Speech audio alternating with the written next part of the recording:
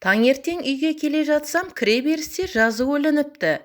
Құрметті көршілер, бүгін шамамен 9:20 үйге кіретін есіктің маңында 120 сом жоғалды. Тапқан адам 76-шы пәтердегі жалғыз басты анаға апарып бере салыңыздаршы. Зейнетақысы 15 мың ғана екен. Әмиянымды ашып, 120 сомды ыңғайлап қолыма алып, әлгі пәтерге барып, қоңырауын бастым.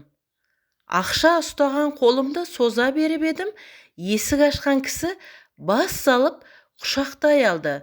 Сасып қалдым. Бірдеңелерді айтып көзінің жасын сүртіп жатыр. Не болғанын түсінбей қалдым. Он әкелуге шығып едім. Келгенде қалтамнан кілтімді алдым. Сол кезде түсіріп алған шығармын. Бірақ ақшаны алмады. Бүгіндікке оның ақшасын тапқан 6-шы адам екенмін.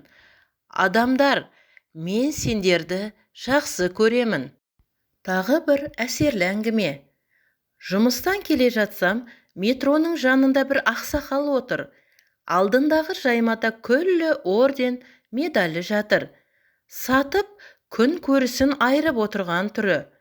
Жанына келдімде қалтамдағы бар ақшамды жаймасының үстіне төге салдым. Менің ақшамды алыңыз, бірақ арыңыз бен ерлігіңіздің қадіріне жетпейтін адамдарға орденді сатпаңызшы дедім. Ардагер көзіне жас алды да, ақшамды қалтасына салды, ордендерін жинады. Рахмет қызым деді. Осындай сәтте бүкіл әлемді өзгертіп жіберетіндей боп кетем.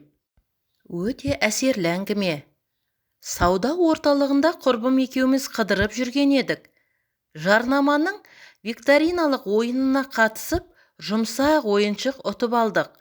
Жанымызда ақыл есі кемдеу, баласын жетектеп жүрген бір әке болды. Біз ойыншықты сол балаға беріп кеттік. Ол бізге рахмет деді. Әкесі соны естіп жылай жаздады. Баласы көптен бері сөйлемей кеткен екен.